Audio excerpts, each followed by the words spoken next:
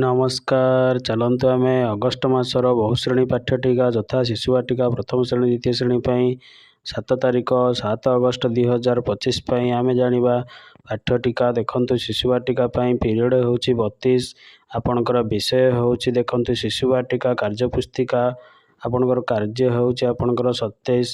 प्रसंग हूँ आपणकर विकास बा विकासात्मक लक्ष्य गोल हूँ आपणकर बौद्धिक विकास।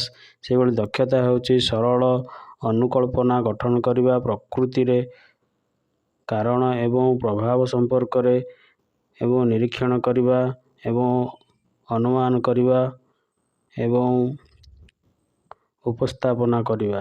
देखु एले हूँ आपणकर ग्रीष्म ऋतु एवं शीत ऋतुर खाद्य वस्त्र कहे से भली आपणकर शिक्षण कार्य हूँ बैशाख मास टाण खरा अति तपत हुए खरा गीत गाइबा गीत गाई शिक्षार्थी मानक अंगभंगी करी आपणकर एक्टिविटी टीपीआर माध्यम करवा। से भली आपणकर द्वितीय कार्यटी आपणकर कार्य 27 चित्र देखा कहवा एवं घर उपर वर्षा हो कि नहीं देख ना सूर्य अच्छी सूर्य थिले कौन सूचाए वर्षा थिले कौन सूचाए पिला मानकु पचारिबा।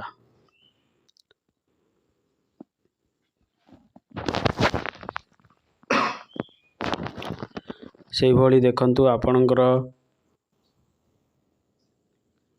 शिक्षण सामग्री होची आपणकर शिशु बाटिका बही एवं पाग ऋतु चित्र।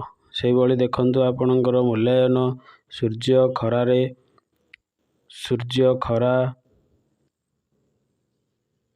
हेले तेबे खरा दिने कौ दिन बेसी हुअंती से भली शीत कौन पाई हुए से भली मंतव्य होची आपणकर बहुश्रेणी। से भली आपणकर देखंतु आपणकर द्वितीय श्रेणी प्रथम श्रेणी आपणकर पीरियड होची 37 विद्या प्रवेश 39। देखंतु विकासात्मक लक्ष्य 3 वर्षा जो थे आपणकर दक्षता होची कल्पना करी प्रकृतिर कारण एवं प्रभाव संपर्क निरीक्षण करी अनुमान करवा जो थे आपणकर शिक्षण फलाफल होची ऋतुमानक विषय रे धारणा सृष्टि करिवो अनुमान करिवो। तो आपणकर देखंतु शिक्षण कार्य ऋतु संपर्क रे शिक्षक वर्णना करिवे एवं शिशु मानक मार्गदर्शन करी श्रवण कराइबे। द्वितीय कार्यटी आपण कौन करिवे ना विभिन्न क्षुद्र प्रश्नर उत्तर देवे जेमिति किए वर्षा ऋतु रे रड़ी करे केउटी वर्षा ऋतु रे व्यवहार हुए छता जोता इत्यादि। से भली आपण शिक्षण सामग्री होची आपणकर विद्या प्रवेश बही एवं आपणकर छता चित्र इत्यादि। से भली देखंतु आपणकर मूल्यांकन ग्रीष्म ऋतु रे कौन व्यवहार करा जाए। द्वितीय क्वेश्चन देखंतु घर ओळाइले आमे घर केउथिरे ओळाऊ से भली मंतव्य होची बहुश्रेणी। द्वितीय श्रेणी देखंतु 40 मिनिट पई भाषा देखंतु प्रसंग मौखिक भाषा विकास पई मुक्त कथन देखंतु सरल सकारात्मक कार्य करिबा सकारात्मक कार्य रे अंशग्रहण करी शिक्षार्थी सक्रियार्थी हेबे एवं बड़ बही पठन करिवे। आपण माने देखंतु सकारात्मक कार्य पई चीनी मिठा गुड़ मिठा फर्द नेबे गीतटी बोलिबे। से भली आमे प्रश्न पचारि परिबा चीनी किपरि लागे एभली आमे सकारात्मक करी पिला मानकु सक्रिय करिबा एवं विभिन्न प्रकार खाद्यर स्वाद को किभली लागे कहवा। से भली नेक्स्ट 40 मिनिट आपणकर हस खुशी पाठ्यपुस्तक बही। तो आपणकर अभ्यास होची डिकोडिंग जो थे आपणकर सरल उत्तर कथन देखंतु आपणकर गीत आवृत्तिर सुंदराम घर गीतटी पिला माने शिक्षक सह आवृत्ति करिवे। से भली शिक्षण सामग्री होची हस खुशी बही घरर चित्र कार्ड पिला मानकु से भली प्रश्न पचारिबा माँ घरे कौन कौन करुथिले।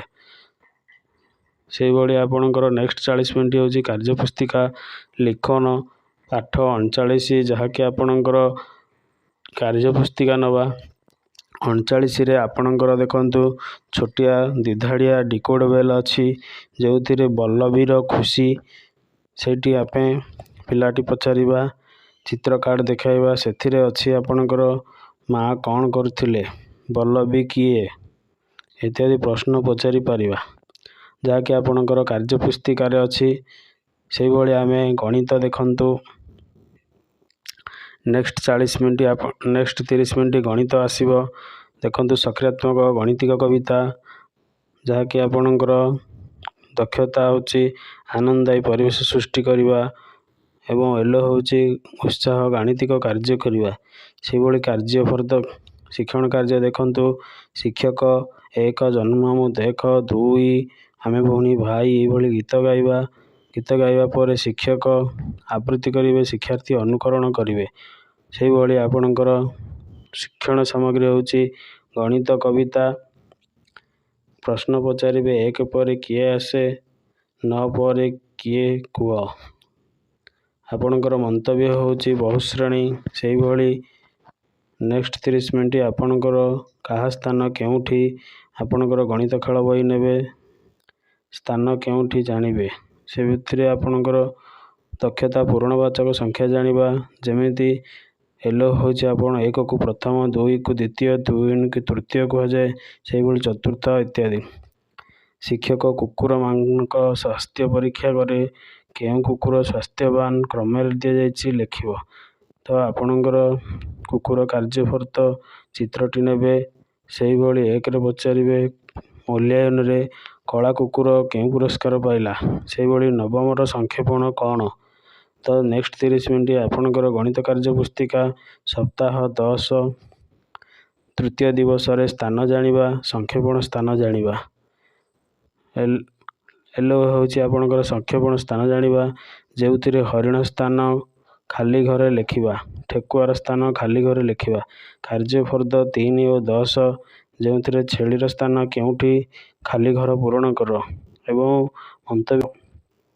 ପାଠ୍ୟଟିକାଟି ଲେଖିବା, ଜାଣିବା ଏବଂ ଦେଖିବା ପାଇଁ ଆପଣମାନେ ଆମ ଚ୍ୟାନେଲକୁ ଲାଇକ୍, କମେଣ୍ଟ ଓ ସେୟାର କରନ୍ତୁ। ଜୟ ଜଗନ୍ନାଥ।